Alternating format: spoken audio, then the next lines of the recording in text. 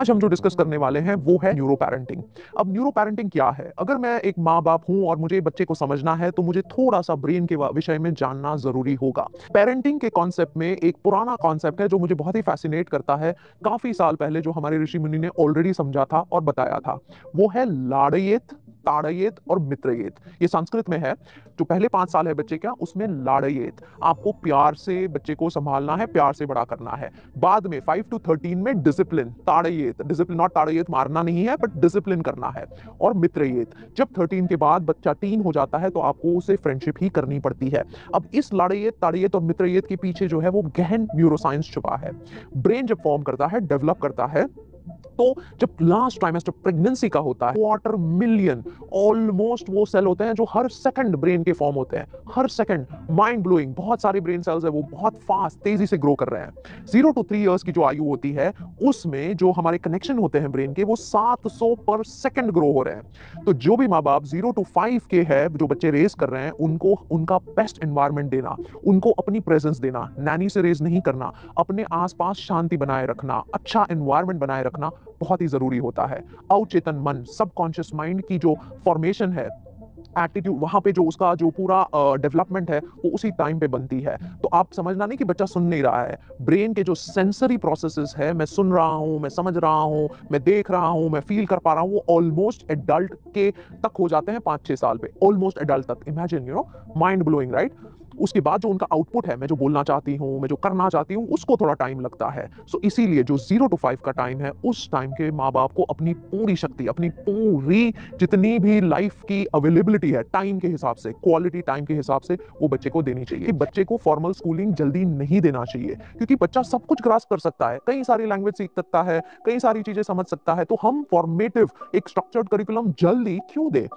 ये बात बिल्कुल सही है कि लेट द चाइल्ड एक्सप्लोर। तो आप उनको बाहर नेचर में लेके जाए, उनको अलग अलग साउंड सुनाए, उनको अलग अलग चीजें फील करने दें, क्योंकि पूरा ब्रेन का ग्रोथ जो है वो उसी टाइम पे हो रहा है। जो बच्चे की समझने की शक्ति है वो एकदम पीक पे होती है और हमारी इस उम्र में 40 एंड बिलो धीरे धीरे धीरे घटती जाती है। तो एक इनवर्स प्रोपोर्शन है। सो बच्चे को आप समझते हैं अरे इसको कैसे ये समझ में आएगा, उसको समझ में आ जाएगा। आपका काम है वो देना, उस बच्चे के लिए वो प्रोड्यूस करना। अब 5 से जो 13 का टाइम होता है वो एक डिसिप्लिन का टाइम होता है। एक घड़ा कुम्हार कैसे घड़े को रखता है, बाहर से एकदम सख्त रखता है और अंदर से एकदम सॉफ्ट टच देता है। शेप करना है ना, आकार देना है, उस कुम्हार की तरह। गुड कॉप बैड कॉप, एक अच्छा और बुरा, अच्छा बुरा बैलेंस रखते हुए, क्योंकि डिसिप्लिन करना है बच्चे को, अच्छी आदतें बनानी है, उनको अच्छी मेमोरीज डालनी है। उनके प्री फ्रंटल कॉर्टेक्स का डेवलपमेंट पूरा नहीं हुआ है, जहां से पूरे डिसीजन, जहां से क्लैरिटी, जहां से समझ आती है, वो तकरीबन 22-23 साल की उम्र तक चलता है। सो उसको सपोर्ट करना, उनके उनकी बातों को सुनना, उनके साथ वक्त बिताना, उनके साथ स्पोर्ट्स खेलना। हर माँ बाप को नाइट में जब एक एक पीस टाइम होता है तब उनसे बात करना बहुत जरूरी होता है। इस टाइम पे उनकी क्लास में क्या हो रहा है, उनके एनवायरनमेंट में क्या हो रहा है, वो खुद पढ़ाई में क्या समझ पा रहे हैं, क्या नहीं समझ पा रहे हैं, वो ओपन अप होना बहुत जरूरी होता है।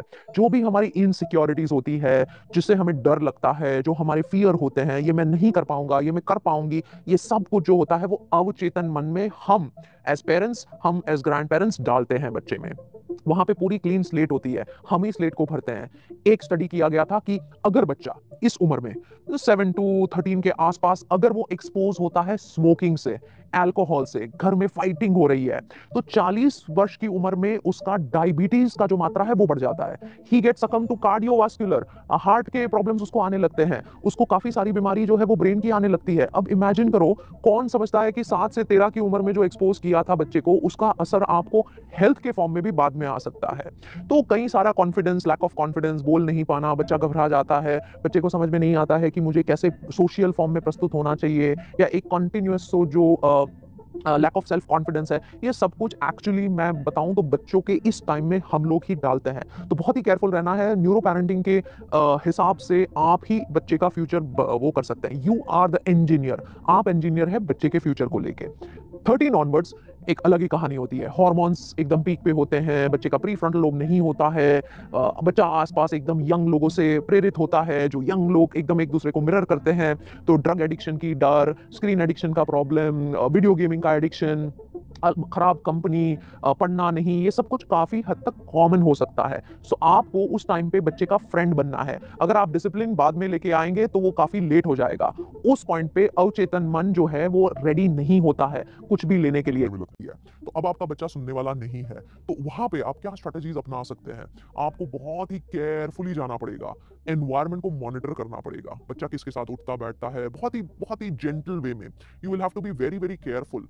और करियर की भी बात आती है। 13 साल के 14 साल के बच्चे को पता भी नहीं होता है मैं बर्गर खा लूं या पिज्जा खा लूं। उस एज में हम बोलते हैं सब्जेक्ट्स चूज कर लो, 50-50 सब्जेक्ट्स होते हैं, करिकुलम्स चूज कर लो। ये उनके बस की बात नहीं होती है, तो उन पर छोड़ना वो गलत है। It is like giving them इतने सारे एम्यूनिशंस पड़े हैं, जाओ वेपन कोई भी उठा लो, अपनी वॉर खुद लड़ लो।